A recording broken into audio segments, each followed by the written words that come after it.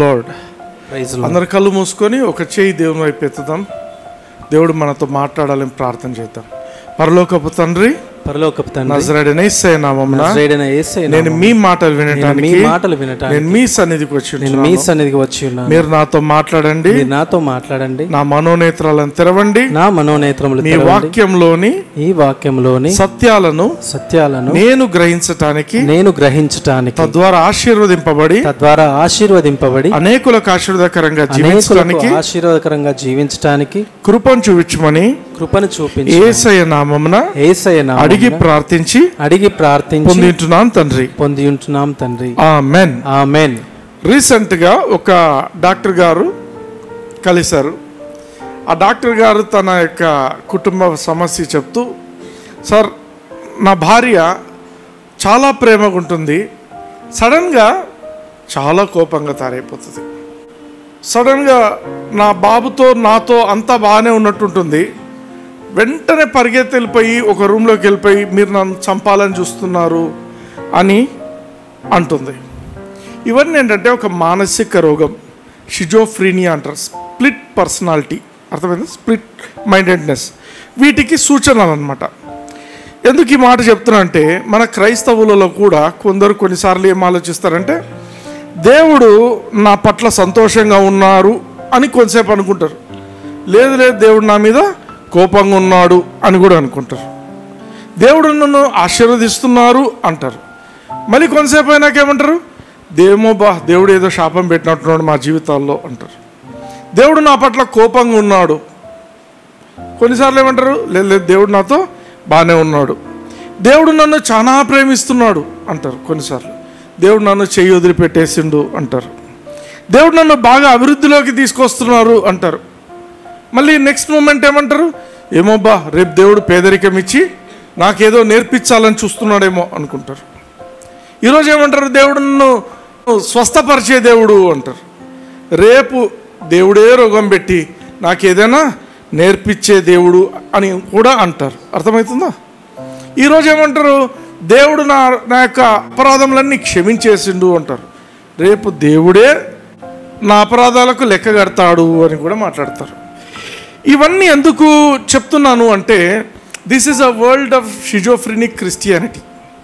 Welcome to the world of schizophrenic Christians. క్రైస్తవులు ఒకసారి ఒకటి నమ్ముతారు దేవుని గురించి, ఇంకొకసారి అదే దేవుడు చెడ్డోడు అని కూడా నమ్ముతుంటారు. విన్నారా ఇవన్నీ? ఎస్, బిలీవర్స్ ఈరోజు కూడా they are listening to these messages. ఇటువంటి వాక్యాలే వింటారు. ఇదే పాస్టర్ ఒకరోజు నిలబడతాడు, ఏమని చెప్తాడు, దేవుడు నిన్ను ఆశీర్వదిస్తున్నాడు అంటారు. నెక్స్ట్ రోజు దేవుడు నిన్ను కొడతాడు అని కూడా చెప్తుంటారు కదా. So sometimes God is good to me అంటారు, sometimes God is not good to me అంటారు, sometimes God is happy with me, sometimes God is not happy with me, he's angry with me అంటూ ఉంటారు. So వీళ్ళందరూ ఏంటంటే ఇటు అటు కొట్టబడుతూ ఉంటారు. వారికి యేసు క్రీస్తు అనే ప్రాపర్ ఫౌండేషన్ లేకుండా వాళ్ళు గాలికి ఎట్లా కొట్టబడితే అట్లా వాళ్ళ థింకింగ్, వాళ్ళకి ఎమోషన్స్, వాళ్ళకి ఆ టైంలో సమస్యలను బట్టి, పరిస్థితులను బట్టి అటు ఇటు కొట్టబడుతుంటారు.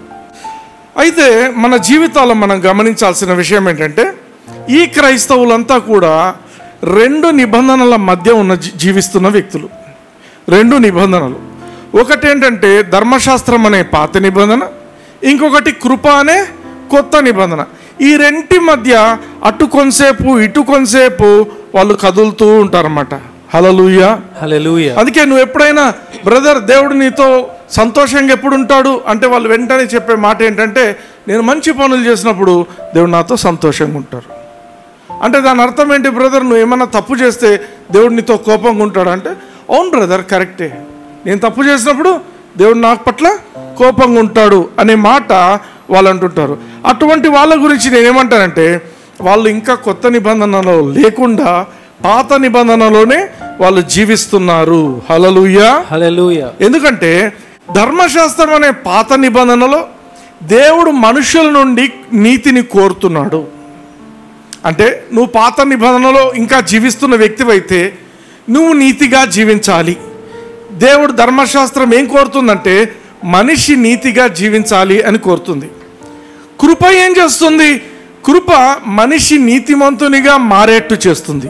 హల్లెలూయా, హల్లెలూయా. Do you understand? ధర్మశాస్త్రం ఏం చేస్తుంది? నువ్వు నీతిగా బ్రతకాలి అని ధర్మశాస్త్రం నీ నుంచి నీతిని కోరుకుంటుంది. అయితే కృప ఏం చేస్తుంది? నీకే తన నీతిని ఇచ్చేస్తుంది. హల్లెలూయా, హల్లెలూయా. ఇన్ ది సేమ్ వే ధర్మశాస్త్రం క్రింద జీవించే వ్యక్తి తను నీతిమంతునిగా ఉండాలంటే తను అన్ని మంచి క్రియలు, నీతి క్రియలే జరిగించాలి. కృప కింద ఉన్న వ్యక్తి నీతిమంతుడు కావాలంటే తను ఏం చేయాల్సింది లేదు. తను చేయాల్సిందంతా ఏంటంటే తన కోసం మరణించిన ఆ యేసయ్యను విశ్వసించడమే. Hallelujah, hallelujah. These are very important differences మనం గమనించాలా. ఎందుకంటే ప్రతి క్రైస్తవుని జీవితంలో ఏదో టైంలో ఒక డిస్టర్బెన్స్ వస్తుంది. ఏమోబ్బా, నేను ఎప్పుడో ఏదో తప్పు చేస్తున్నాను కాబట్టి దేవుడు ఈరోజు కోపంగా ఉన్నాడేమో నా మీద. అర్థమవుతుందా? This is very practical thing. అన్ని రోజులు చక్కగా విశ్వాసంతో జీవిస్తున్నారా? జీవించలేకపోతుంటారు. కారణం ఏంటంటే ఈ ఊగిసలాట, ఇట్లా కొంతసేపు అట్లా కొంతసేపు. దేవుడే రోగం పెట్టినాడు అంటారు, దేవుడే రోగాన్ని స్వస్థపరిచే దేవుడు అంటారు. అర్థమవుతుందా? అయితే ఈ ప్రాపర్ డిఫరెన్స్ మాకు తెలియాలి. ఇది ధర్మశాస్త్రము మనిషి నుండి నీతి కోరుతుంది, కానీ మనిషికి నీతిమంతునిగా మార్చడానికి ఏమాత్రము ధర్మశాస్త్రం సహాయము చేయదు. ఆమేన్, ఆమేన్. ఇది గమనించాలి. ఒకసారి మనం చూద్దాం. నిర్గమకాండం 20వ అధ్యాయంలో కొన్ని వచనాలు మనం చదువుదాం. 3వ వచనం నుంచి చూద్దాం. 3వ వచనం చదవండి, ఇంగ్లీష్లోనే. Thou shalt have no other gods before me. Thou shall not have other gods before me. మీరు గమనించాలి, ధర్మశాస్త్రంలో ఉన్నవన్నీ ఏంటంటే you shall not, you shawl. అర్థమైందా? రెండు నువ్వు చేయాల అంటే ఎంఫసిస్ నీ మీద ఉంటుంది. గమనించండి ప్రతి వచనం. ఇప్పుడు ఏం చదివిండు? Thou shall not have any other gods other than me. Next, Thou shall not make unto thee any graven image. Thou shall not make any graven image. Thou shall not. బాగా గమనించండి, అంటే నువ్వు చేయవు, నీ మీద భారం ఉంది. 5వ వచనం. Thou shalt not bow down thyself to them. చాలు, నీవు. Thou shall not. అగైన్ 3వసారి thou shall not. నెక్స్ట్ 7వ వచనం. Thou shalt not take the name of the Lord thy God in vain. Again thou shall not. నీవేం చేస్తున్నావు? ధర్మశాస్త్రం అంతా కూడా నీవు ఏమి చేయాలి, నువ్వు ఏమి చేయకూడదు అనేది చెప్తుంది. 9వ వచనం. 6 days shalt thou labor. Shall thou labor. Shall thou, నువ్వు చేస్తావు. 13వ వచనం. Thou shalt not kill. Thou shall not kill. అర్థమైందా? నీవు చేయవు. నెక్స్ట్ 14వ వచనం. Thou shalt not commit adultery. నీవు చేయవు. Thou shall not commit adultery. Next. Thou shalt not steal. Thou shall not steal.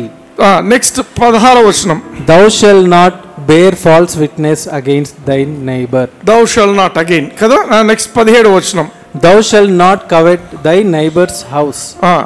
Thou shalt not covet thy neighbor's wife. Thou shall not, thou shall not. ఒకే వచనంలో 2 సార్లు మనం చూస్తున్నాం. అంటే ఇది కేవలం ఒక అధ్యాయంలో మాత్రమే మనం చూస్తున్నాం ఇన్ని thou shall not. కొన్ని thou shall, నువ్వు చేస్తావు, నువ్వు చెయ్యాలి, నువ్వు చేయకూడదు, ఇవన్నీ ధర్మశాస్త్రం చెప్తుంటుంది. హల్లెలూయా, హల్లెలూయా. అదే మనం కొత్త నిబంధనలో ఒక పార్ట్ చదువుదాం. హెబ్రీయులకు రాసిన పత్రిక 8వ అధ్యాయం 8 నుంచి 12 వచనాలు చూద్దాం. అయితే ఆయన ఆక్షేపించి వారితో ఇలాగు చెప్పుచున్నాడు, ప్రభువు ఇట్లనెను, ఇదిగో యొక్క కాలము వచ్చుచున్నది, అప్పటిలో ఇజ్రాయేలు ఇంటి వారితోనూ యూదా ఇంటి వారితోనూ నేను క్రొత్త నిబంధన చేయుదును. అది నేను ఐగుప్తు దేశములో నుండి వీరి పితరులను వెలుపలికి రప్పించుటకై వారిని చెయ్యి పట్టుకొనిన దినమున వారితో నేను చేసిన నిబంధన వంటిది కాదు. ఏమనగా వారు నా నిబంధనలో నిలువలేదు గనుక నేను వారిని అలక్ష్యము చేసితినని ప్రభువు చెప్పుచున్నాడు. ఇక్కడ ఆగుదాం. దేవుడు తన పాత నిబంధన గురించి ఇక్కడ గుర్తు చేస్తుంటున్నాడు. ఇశ్రాయేలు వంశీయులు, యూదా గోత్రం, వీటిని స్పెసిఫిక్గా చెప్తుంటున్నాడు. మనందరం కూడా కొత్త నిబంధనలో ఎప్పుడైతే యేసుక్రీస్తుని అంగీకరించామో మనమందరం కూడా దేవుని యొక్క వంశంలోకి వచ్చేసాం. ఆమేన్.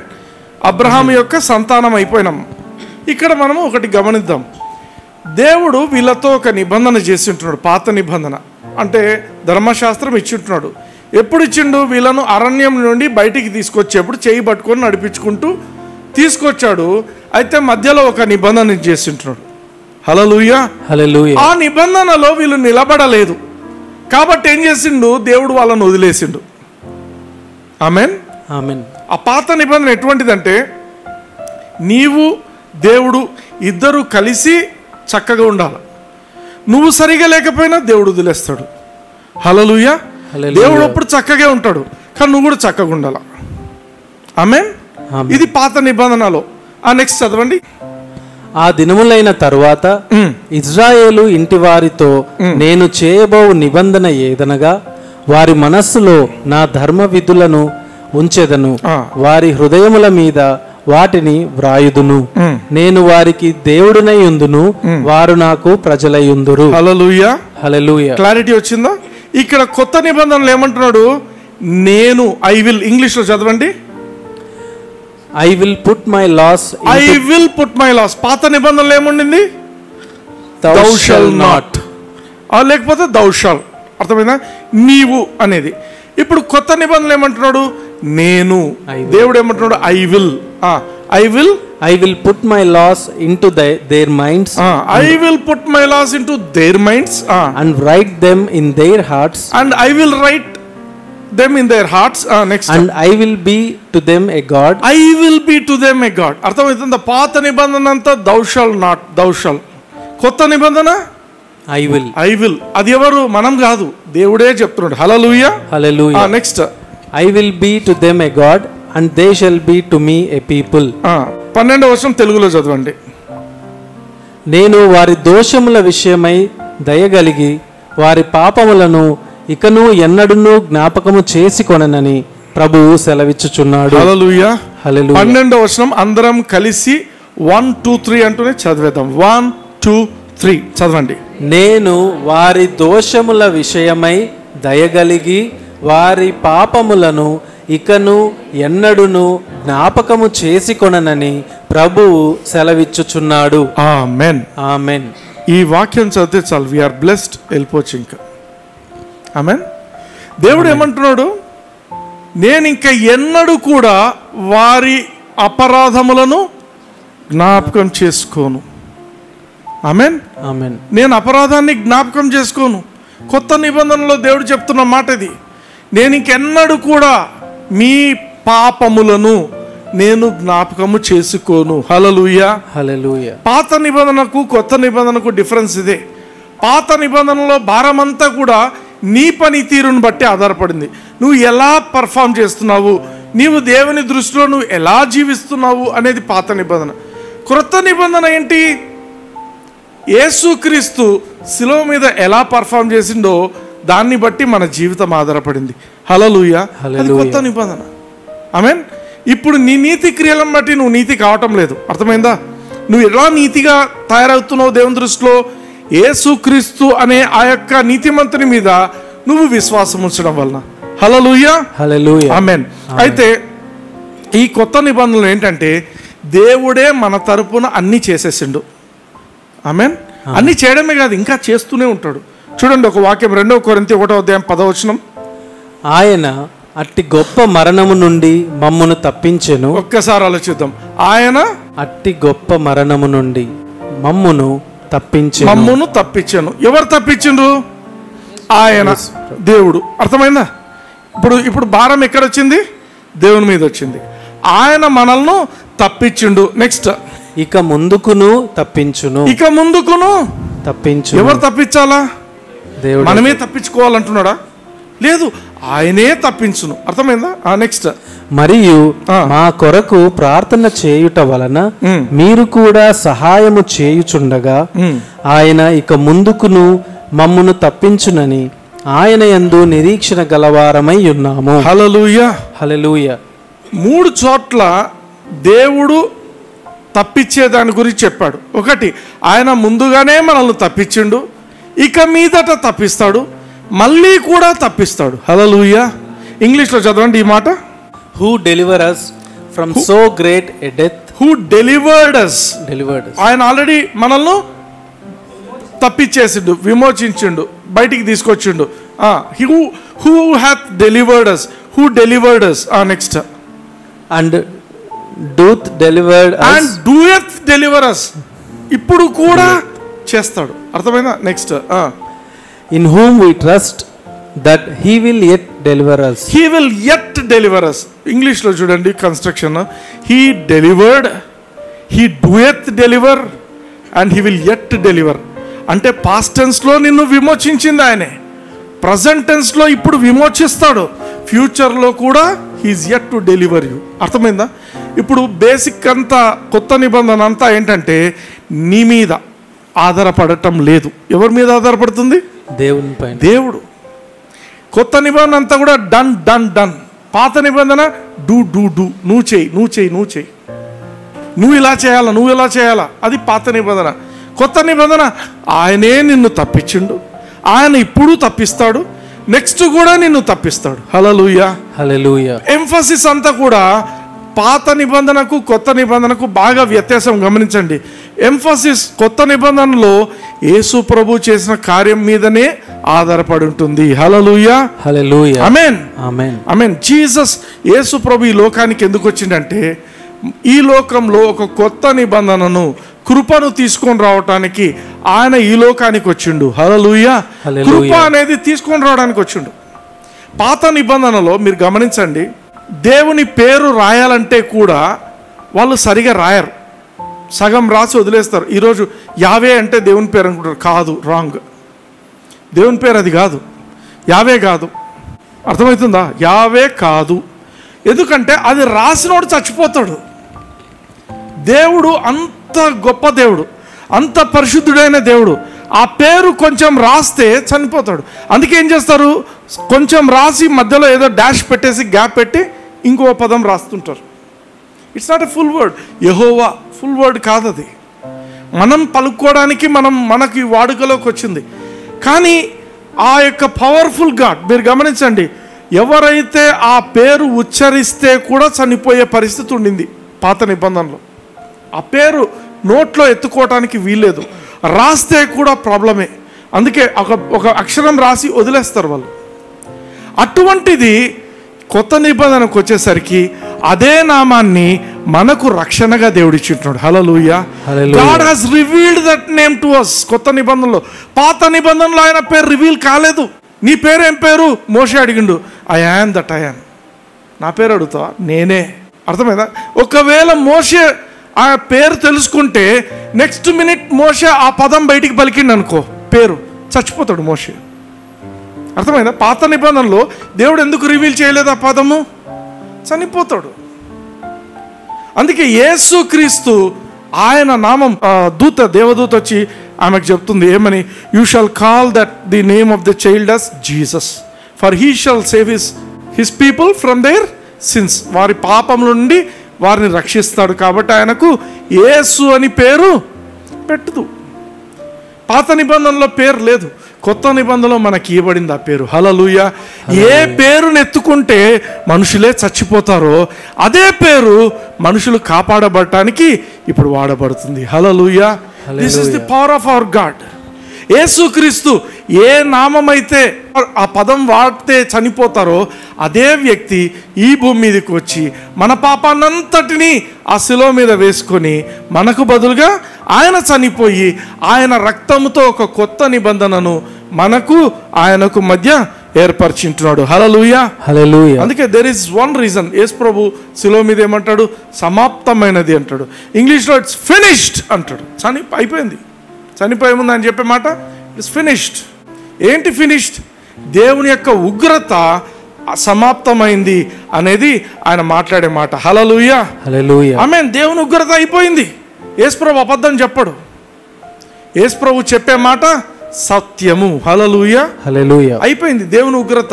యేసుక్రీస్తు యొక్క శరీరంలో దేవుని ఉగ్రత, దేవుని కోపము అన్నీ కూడా పాపము విషయమై, మనుషులందరూ చేసిన పాపం విషయమై దేవుని ఉగ్రత అంతా కూడా సమాప్తం అయిపోయినది. హల్లెలూయా హల్లెలూయా. ఇప్పుడు దేవుని ఉగ్రత యేసుక్రీస్తు శరీరంలో సమాప్తం అయితే ఈరోజు నీ గురించి నా గురించి దేవుడు ఎందుకు కోపడతాడు?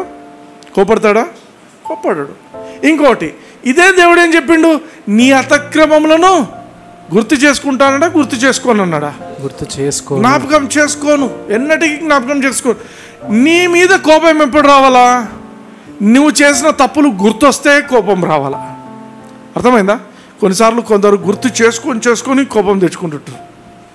1995లో నువ్వు ఇట్లా చేసింటివి, 1970sలో ఇట్లా చేసినారు కదా కొందరు ఉంటారు. ఎప్పటికీ క్షమించలేను నేను, ఫలానా వ్యక్తిని నేను నా జీవితంలో క్షమించలేను. ఎందుకు? గుర్తు చేసుకొని. ఇక్కడ దేవుడు ఏమంటాడు? మీ అపరాధములను నేను జ్ఞాపకం చేసుకోనను. హల్లెలూయా. ఆయన అబద్ధం ఆడే దేవుడు కాదు. ఆయన నీ అపరాధములనే జ్ఞాపకం చేసుకోకపోతే నీ మీద ఆయనకి ఎందుకు కోపం వస్తుంది? హల్లెలూయా, హల్లెలూయా. అందుకే ఈ రోజుకు క్రైస్తవులు చాలామంది ఓటమిలో జీవిస్తున్న దానికి కారణం ఏంటంటే, వాళ్ళు ఏమనుకుంటారంటే దేవుడే మాకు కోపంగా ఉన్నాడు, మా మీద ఇంకా కోపంగా ఉన్నాడు అనే ఒక తప్పుడు అబద్ధాన్ని వాళ్ళు నమ్ముతున్నారు. జీవితంలో ఎప్పుడు ఓటమి ఎందుకు? ఎప్పుడు గిల్ట్ ఉంటుంది. నేనేదో తప్పు చేస్తున్నాను, నేనేదో క్షమించరాని నేరం నేను చేసి ఉంటున్నాను. దేవుడు ఏమంటున్నాడు? నేను మీ అపరాధములనే జ్ఞాపకం చేసుకోను. కానీ వీళ్ళు జ్ఞాపకం చేసుకుంటుంటారు, నేను అప్పుడు ఈ తప్పు చేసి ఉంటుంది. దీన్ని బట్టి దేవుడు ఈరోజు పొద్దున్నే నన్ను శిక్షించిండు. అవునా? అట్లాంటి విన్నారా? అందుకే కేర్ఫుల్గా ఉండండి.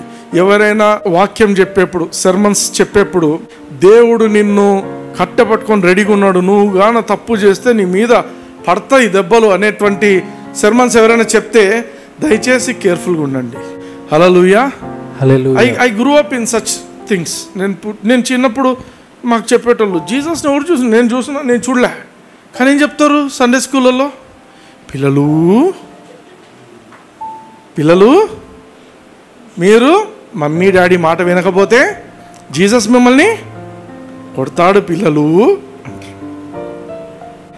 నాకు అట్లే ఉండే పిక్చర్. నేనేం ఆలోచిస్తున్నానంటే, తండ్రి అయిన దేవుడు, కుమారుడు అయిన దేవుడు, పరిశుద్ధాత్మ దేవుడు అంటే, తండ్రి అయిన దేవుడు అంటే పెద్ద ఆయన గడ్డం పెట్టుకొని ఉంటాడు, ఆయన చేతిలో ఒక కర్ర పట్టుకొని ఉంటాడు, ఎప్పుడు తప్పు జరిగితే అప్పుడు పట్టను పడుతుంది. ఇటువంటివన్నీ ఉంటుండే. కొన్నిసార్లు తప్పు చేసి ఇంకా కొట్టలేదే అని చూస్తుంటుంది. ఎందుకంటే అట్లాంటివి నేర్పించినారు మనకు. చిన్నప్పుడు నువ్వు ఏం వింటావో అదే నేర్చుకుంటావు చిన్నప్పటి నుంచి. నేను పెరుగుతున్నప్పుడు, కొంచెం ఎదుగుతున్నప్పుడు కట్టే ఉండదు లే చేతిలో అనుకుంటుంటుంది. కానీ దేవుడు అయితే నవ్వడు, సీరియస్గానే ఉంటాడు. ఎందుకంటే మనం ఎప్పుడు తప్పులు చేస్తూనే ఉంటాం కాబట్టి ఆయన సీరియస్గానే ఉంటాడు, ఎప్పుడు ఇది ఉండదు అని అనుకుంటుంటుంది. ఎప్పుడైతే యేసుక్రీస్తుని అంగీకరించిన తర్వాత నేను పర్సనల్గా దేవునితో ప్రార్థన చేసుకుంటూ ప్రార్థనలో గడుపుతున్నప్పుడు దేవుడు నాతో ఒకసారి అన్నాడు. నా కళ్ళు మూసుకుంటేనే నాకు ఒక పిక్చర్ ఉండేది. ఎందుకంటే ఇమాజిన్ చేసుకొని దేవుణ్ణి ఒక ముస్లోన్ కింద వేసుకొని తెల్ల గడ్డం వేసి అట్లా ఉండేది. ఓ రోజు దేవుడు అడిగిండు, ఎందుకురా ఇట్లా పిక్చర్ వేసుకుంటావు నా గురించి అని. అంటే మామూలుగా అబ్రహాంనే ముస్లోన్ కింద చూపిస్తారు కదా మనకు.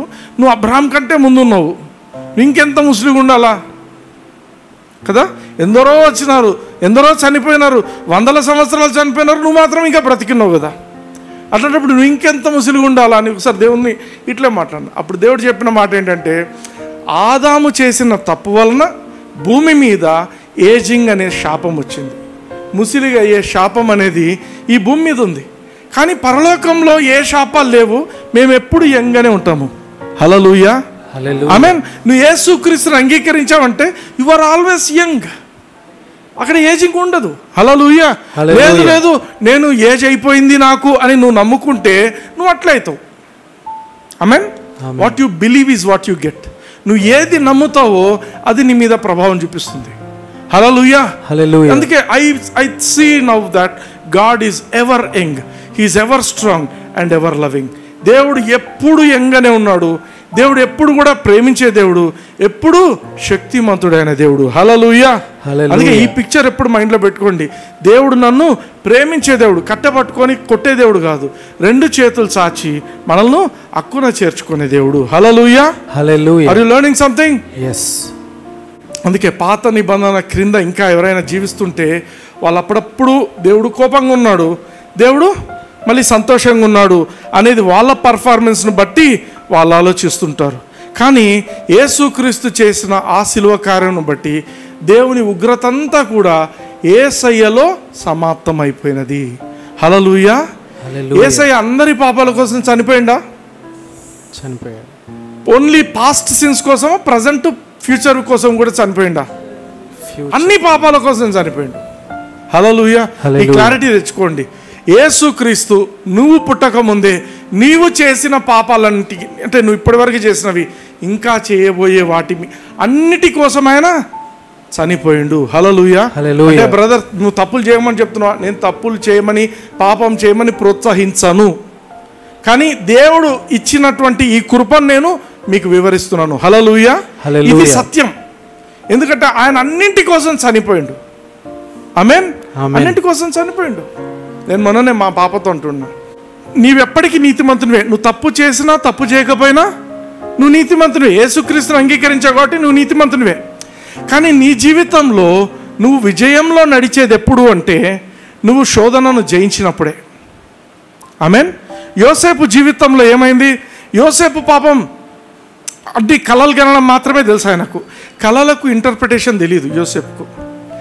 చిన్నప్పటి నుంచి వాళ్ళ నాయన, అమ్మ, వాళ్ళ అన్నలు అందరూ కూడా నమస్కరించినట్టు కళలు కన్నాడు. అంటే ఎట్లా? ఒక 11 నక్షత్రాలు నమస్కరించినారు, ఒక సూర్యుడు, చంద్రుడు నమస్కరించినారు. ఇట్లాంటివి చెప్తే వాళ్ళ నాయనకు కూడా కోపం వచ్చింది, ఏంది వీడు ఇట్లా. కానీ మనోడికి ఇంటర్ప్రిటేషన్ రాదు. యోసేపుకు ఇంటర్ప్రిటేషన్ ఆఫ్ డ్రీమ్స్ ఎప్పుడు వచ్చింది? ఎప్పుడైతే పోతీఫర్ భార్య ఆయనను సతాయిస్తుంది, రా వచ్చి నాతో పడుకో అని. అటువంటి యొక్క టెంప్టేషన్ను ఆయన ఎప్పుడైతే అధిగమించి జైల్లోకి పోయిండో అప్పుడు ఆయనకు ఆ విజ్డమ్ వచ్చింది. హల్లెలూయా. హల్లెలూయా. ఆ విజ్డమ్ ఊరికే రాలేదు. నువ్వు శోధనను జయించినప్పుడు దేవుడు నీకు ఇంకొక స్టెప్ స్పిరిచువల్గా విజ్డమ్ ఇస్తూ వస్తాడు. ఆయన ఎప్పుడైతే ఆ యొక్క పోస్ట్లో ఉన్నాడో, ఎక్కడ? జైల్లో కూడా ఏం చేస్తారు? జైల్లో ఉన్న అందరికీ అధిపతిగా పెట్టిండు ఆయన జైలర్. అక్కడ ఉన్నప్పుడు అక్కడ నుండి వెంటనే నెక్స్ట్ పోస్ట్ ఎక్కడికి వెళ్ళిపోయింది? He became the prime minister. Hallelujah.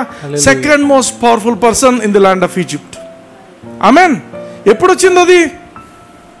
పాపం చేస్తే వచ్చిందా? పాపం చేయకుంటే వచ్చిందా? చేయకుంటే వచ్చింది. ఇన్ ది సేమ్ వే నీతిమంతుడు ఇంకొక అతను ఉన్నాడు, లోతు నీతిమంతుడని దేవుని వాక్యం చెప్తుంది. కానీ లోతు తన జీవితం ఎండ్ అయ్యేసరికి పిల్లలను అందరినీ పోగొట్టుకుంటూ, భార్యను, ఆస్తులు అన్నీ పోగొట్టుకొని ఒక గుహలో చేరిండు. ఆమేన్. ఎందుకు? తప్పు చేసిండు లోతు. నీతిమంతుడే, కానీ కోరుకునేప్పుడు, స్థలం కోరుకునేసరికి ఆ పచ్చగా ఏదైతే కనిపించిందో ఆ లోకాశతో వెళ్ళిపోయిండు, అక్కడికి వెళ్ళిపోయిండు. హల్లెలూయా. నీతిమంతుడే, ఓడిపోయిన నీతిమంతుడు. యోసేపు నీతిమంతుడే, గెలిచిన నీతిమంతుడు. హల్లెలూయా. నీవు నీతిమంతునిగానే ఉంటావు దేవుని దృష్టిలో. నువ్వు తప్పు చేసినా నీతిమంతురాలివే. కానీ నీ లైఫ్ ప్రోగ్రెస్ ఎలా ఉంది? నీవెప్పుడైతే తప్పుకు, ఆ యొక్క పాపానికి, ఆ యొక్క శోధనకు నువ్వు తలొగ్గినప్పుడు నువ్వు ఓడిపోతుంటావు. నువ్వు శోధనను జయించినప్పుడు అన్ని విధాలుగా దేవుడు నిన్ను పైకి తీసుకెళ్తుంటాడు. హల్లెలూయా. హల్లెలూయా. ఆమేన్. అయితే బ్రదర్, దేవునికి కోపం లేదా? దేవునికి కోపం ఉంది. కోపం లేదని నేను అనడం లేదు. బైబిల్లో దేవుని కోపం గురించి కూడా రాయబడింది. ఆమేన్. కానీ బైబిల్ దేవుని గురించి ఒక డెఫినేషన్ ఏమిస్తుందంటే దేవుడు కోపము అని చెప్పటంలా ఏమని చెప్తుంది? దేవుడు ప్రేమ. హల్లెలూయా. 1 యోహాను 4:8 చూడండి, ఇంగ్లీష్లో చదవండి. He that loveth not knoweth not God, for God is love. ఆమేన్. ఆమేన్. నువ్వు ప్రేమ లేని వ్యక్తివైతే, నీ జీవితంలో నువ్వు ఇంకొకరిని ప్రేమించలేని వ్యక్తివైతే నువ్వు అసలు దేవుని సంబంధివే కాదు. ఎందుకు? God is love. దేవుడు ప్రేమ స్వరూపి అని తెలుగులో దేవుడు ప్రేమనే. ఆమేన్. దేవుడు అంటే డెఫినేషన్ ఏంటి? ప్రేమ. దేవుడు కోపిస్తా? కోపి అనుందా? లేదు. హల్లెలూయా. హల్లెలూయా. అయితే దేవుని కోపం ఎక్కడుంది? పాత నిబంధనలో చూస్తున్నాం. దేవుని కోపం మనం బైబిల్లో చూడాలంటే పాత నిబంధన అంతట్లో మనం దేవుని కోపం చూస్తాము. కొత్త నిబంధనలో కూడా రెవల్యూషన్లో, ప్రకటన గ్రంథంలో చూస్తాం. ప్రకటన గ్రంథంలో ఎవరి మీద దేవుడి ఉగ్రత ఉంది? ఎవరైతే యేసుక్రీస్తును విసర్జించారో, వ్యతిరేకించారో వాళ్ళ మీద దేవుని కోపం ఉంటుంది. హల్లెలూయా. హల్లెలూయా. పాత నిబంధనలో నువ్వు నేను లేం. మనం యేసుక్రీస్తును అంగీకరించాం కాబట్టి మనం క్రొత్త నిబంధన కింద ఉన్నాం. ఆమేన్. కాబట్టి పాత నిబంధనలో ఉన్న ఉగ్రత మన మీద ఉండదు. రెండవది, మనం యేసుక్రీస్తును ఆల్రెడీ అంగీకరించాం కాబట్టి ప్రకటన గ్రంథంలో ఉండే ఉగ్రతలు కూడా మన మీద ఉండవు. ఎందుకంటే రాప్చర్లో మనము ఎత్తబడతాం కాబట్టి. హల్లెలూయా, హల్లెలూయా, ఆమేన్. ఆమేన్. ఈ క్లారిటీ మన జీవితంలో ఉండాలి. ఎందుకంటే యేసు ప్రభు ఊరికే చనిపోలేదు మన కోసం. యేసు ప్రభు ఊరికే చనిపోలేదు. He was separated from that God head. దేవుడు అనేది తండ్రి, కుమార, పరిశుద్ధాత్మ అంటాం. ముగ్గురు కానీ ఒకరే దేవుడు. బాగా గమనించండి, 3 పేర్లు 3 క్యారెక్టర్స్గా మనం చూస్తాం, కానీ దేవుడు ఒకడే. కానీ నీ కోసము నా కోసము ఆయన అంతవరకు తండ్రి తండ్రి అని పిలిచేవాడు దేవుణ్ణి. యేసు ప్రభు లోకంకి వచ్చాక తండ్రి అయిన దేవుని తండ్రి అని పిలిచేవాడు. నీ కోసం నా కోసము కొన్ని గంటల పాటు ఏమైందంటే ఆయన ఆ యొక్క దైవత్వం నుంచి పక్కకు వచ్చేసింది. ఆయన హీ స్టెప్ డౌన్. అందుకే ఏమంటాడు, నా దేవా నా దేవా నన్నెందుకు చేయి విడిచినావు. ఆ స్పెసిఫిక్గా ఎందుకు యేసుప్రభు అంత గట్టిగా బిగ్గరగా అరచాల్సి వచ్చింది? అందరికీ తెలియాల ఏమని, నా మీద దేవుని ఉగ్రత పడింది, ఇప్పుడు నేను తండ్రితో ఒకటి కాదు, లోక పాపం అంతా నా మీద ఇప్పుడు ఉంది, లోక పాపం నా మీద ఉన్నందుకు తండ్రి అయిన దేవుడు నన్ను వదిలేసిండు. హల్లెలూయా, హల్లెలూయా. క్లియర్గా చెప్తున్నాడు యేసు ప్రభు, నా దేవా నా దేవా, నా తండ్రి నా తండ్రి అనటం లేదు. ఇప్పుడు ఆయన నా దేవా నా దేవా నన్ను ఎందుకు చేయి విడిచితివి. ఎందుకు విడిచిండంటే ఈరోజు నువ్వు నేను నా తండ్రి నా తండ్రి అని మనము ఆయన పిలవడానికి. హల్లెలూయా. దేవుడు ఒక స్టెప్ దిగిపోయిండు, దైవత్వం నుంచి దిగిపోయిండు, మనుషుల్లాగా వచ్చేసి నా దేవా నా దేవా. హల్లెలూయా. ఒక్కసారిగా సమాప్తమైంది అన్న తర్వాత మళ్ళీ లాస్ట్లో ఏమంటాడు, తండ్రి నా ఆత్మను నీ చేతికి అప్పగిస్తున్నాను. హల్లెలూయా. ఆ పీరియడ్ ఆఫ్ టైంలో పాపమంతా ఆయన మీద పడింది.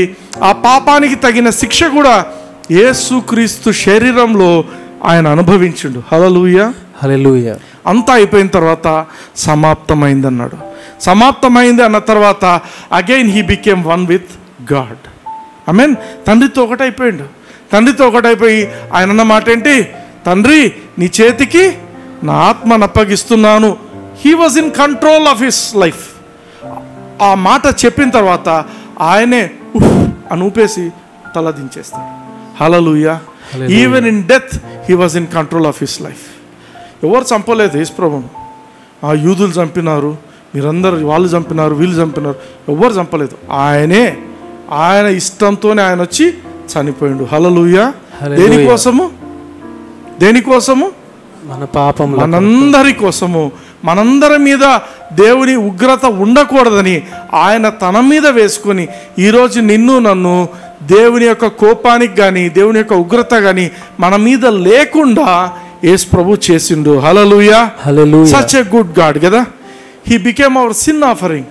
పాప పరిహారార్థ బలిగా ఆయన చేయబడ్డాడు. ఆమేన్, ఆమేన్. ఈరోజు ఇంత చెప్పాక కూడా ఇంకా ఎవరైనా దేవుడు నా మీద కొంతసేపు కోపంగా ఉంటాడు, కొంతసేపు దేవుడు నా మీద సంతోషంగా ఉంటాడు అనుకునే వాళ్ళు ఎవరైనా ఉంటే మీ అందరి కోసం చెప్పే విషయం ఏంటంటే, దేవునికి షిజోఫ్రీనియా లేదు. Hallelujah. God is not schizophrenic. నీతో కొంతసేపు కోపంగా ఉండడానికి, కొంతసేపు సంతోషంగా ఉండడానికి ఆయనకు లేదు. హల్లెలూయా. నీవు కూడా ఆ థింకింగ్ నుంచి బయటికి వచ్చేసాయి. హల్లెలూయా. ఈరోజు ఒక మాట అడుగుతా అందరినీ, దేవుడు నీ మీద కోపంగా ఉన్నాడా? లేడు. హల్లెలూయా. Be very confident. దేవుడు నా మీద కోపంగా లేడు. దేవుని కోపం అంతా, నా పట్ల ఉండాల్సిన కోపం అంతా కూడా యేసుక్రీస్తులో సమాప్తమైపోయినది. హల్లెలూయా, హల్లెలూయా. మరి ఈరోజు దేవుడు నీ పట్ల ఎట్లా ఉన్నాడు? He is very much pleased with you. Amen, amen. నీ పట్ల ఆయన ఎంతో సంతోషంతో ఉన్నాడు. నువ్వంటే ఆయనకు చాలా ఇష్టం. ఎందుకు? నిన్ను చూడాడు ఆయన చూస్తుందంతా యేసుక్రీస్తుని చూస్తాడు. హల్లెలూయా. ఆయన ఎట్టివాడై ఉన్నాడు, మీరు ఈ లోకమందు అట్టివారై ఉన్నారు. హల్లెలూయా. ఈరోజు యేసు ప్రభు ఎక్కడున్నాడు? తండ్రి కుడి పార్శ్వంలో ఉన్నాడు. తండ్రికి ఎంతో ఇష్టంగా ఉంటున్నాడు. హల్లెలూయా. ఆయన పరలోకంలో తండ్రికి ఇష్టంగా ఉంటున్నాడు. తండ్రిని ఎంతో సంతోషపరిచిన వ్యక్తిగా ఆయన ఉంటున్నాడు. ఆయన ఎట్టివాడై ఉంటున్నాడు, మనము కూడా ఈ భూమి యందు అట్టివారమై ఇప్పుడే అట్టివారమై ఉంటున్నాం. ఇప్పుడు నువ్వు తప్పు చేస్తున్నావు, నీవు యేసుక్రీస్తు లాగానే ఉన్నావని దేవుడు చూస్తున్నాడు. హల్లెలూయా, హల్లెలూయా. తప్పును ప్రోత్సహించటం లేదు. Let me be very clear. తప్పులు నేను ఇంతకుముందు చెప్పాను, తప్పు చేస్తే ఏం జరుగుతుంది? నువ్వు నీతిమంతుడిగానే ఉంటావు, కానీ నీ లైఫ్లో ప్రోగ్రెస్ ఉండదు. You'll be stagnant. ఇంకా చెప్పాలంటే లోతు లెక్క అయితే మొత్తం పోగొట్టుకుపోతుంది. హల్లెలూయా. కానీ అదే నువ్వు శోధనను జయిస్తే you'll be a prosperous person. Hallelujah. Are you blessed? yes. కళ్ళు మూసుకోండి, నాతో పాటు పలకండి. కళ్ళు మూసుకోండి, అందరు కళ్ళు మూసుకోండి, నాతో పాటు పలకండి. పరలోకపు తండ్రి, నజరేయుడైన యేసయ్య నామమున విన్న మాటలను బట్టి నీకు వందనాలు చెల్లిస్తున్నాను. నా జీవితంలో ఇక ఎన్నడూ కూడా మీరు నాతో కోపంగా ఉన్నారని ఆలోచన నేను తీసుకొని రాను. నా పట్ల ఉండాల్సిన కోపమంతా